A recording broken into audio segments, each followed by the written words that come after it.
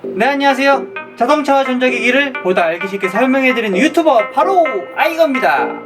우선 제가 이 채널을 운영하면서 쌍용 자동차에 관련된 소식을 전해드리는 건 이번이 처음인 것 같은데, 처음부터 너무 무거운 소식을 전달해드리는 것 같긴 하지만 쌍용차가 이 위기를 극복을 하고 다시 일어나길 바라는 마음으로 이슈를 전달해드리도록 하겠습니다.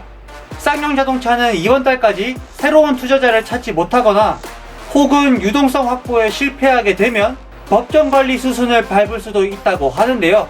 과연 이게 어떻게 된 일인지, 그럼 현재 쌍용 자동차를 되살릴 수 있는 방법은 없는 건지 한번 살펴보도록 하겠습니다. 그럼 함께 만나보시죠. 쌍용차 다시 일어날 수 있다 이가!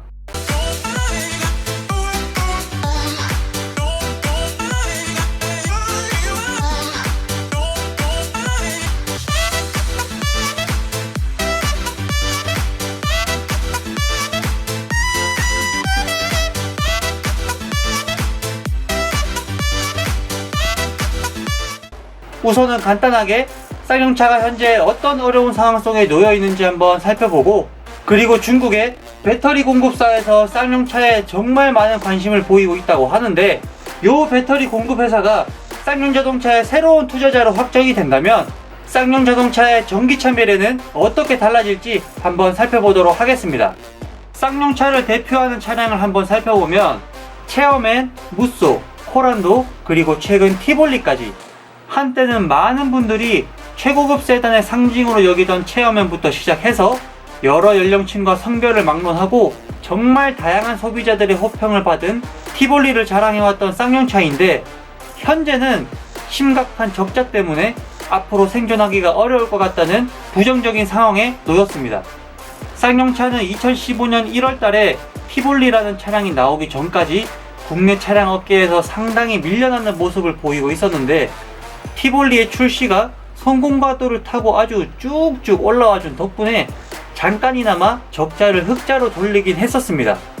그런데 그것도 아주 잠시였고, 그 이후 14분기 연속 적자를 기록하면서 누적 적자 금액이 약 6천억 원이 넘어서게 되었다고 합니다.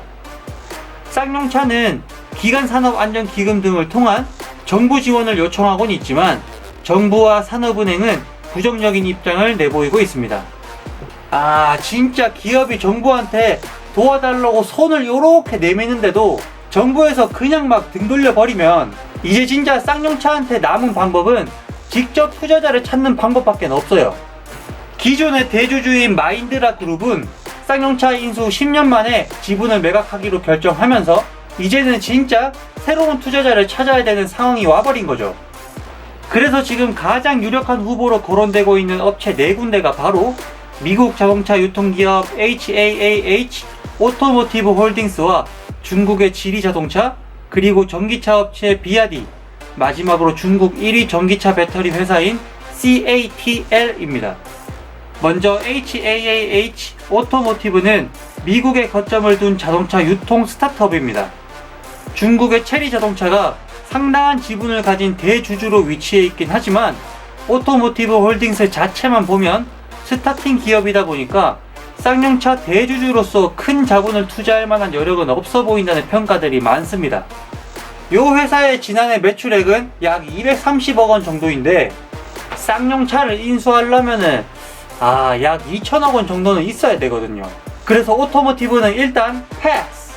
그리고 중국의 지리자동차는 쌍용차 평택 공장까지 방문하고 비아디 전기차 업체와 전기차 개발을 협력으로 진행하려는 방향을 검토 중이라는 말과 함께, 최근 평택 공장에서는 비아디의 테스트 차량들이 목격되기도 했지만 쌍용차를 인수하는 방향이 아니라 위탁과 생산 쪽에 초점을 더 두고 있는 것처럼 보였습니다.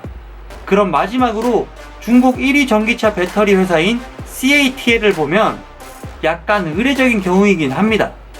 요 업체는 완성차를 취급하는 것이 아니라 전기차 배터리를 생산하고 공급하는 회사로서, 배터리 회사가 쌍용차 지분 인수를 추진하는 것은 이번이 처음이라는 데에 상당한 의미가 있는 것 같습니다.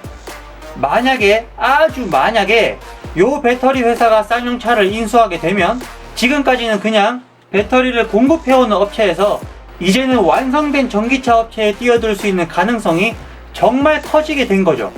쌍용차에서도 지난 7월 달에 첫 전기차의 티저 이미지를 공개하면서 전기차 개발에 대한 의지를 내세워 보였는데, 만약에 투자자로 요 배터리 회사가 확정이 된다면 전기차 시장에서 쌍용 자동차가 정말 크게 자리 잡을 수 있지 않을까 조심스럽게 예상해 봅니다. 지금의 쌍용 자동차는 8월 31일에도 외국계 금융권 대출 상환을 또 연기하면서 정말 힘들고 어려운 시기를 겪고 있을 것이라 생각이 듭니다. 하지만 이제 좋은 투자자를 찾아서 국내 자동차 시장에서도 앞으로 꾸준히 선의의 경쟁을 해나갈 수 있는 기업이 되었으면 좋겠습니다. 그럼 제가 준비한 영상은 여기까지고요. 저는 다음에 더 좋은 영상으로 찾아뵙도록 하겠습니다. 지금까지 시청해주셔서 감사합니다. 쌍용 자동차 응원한다 아이가!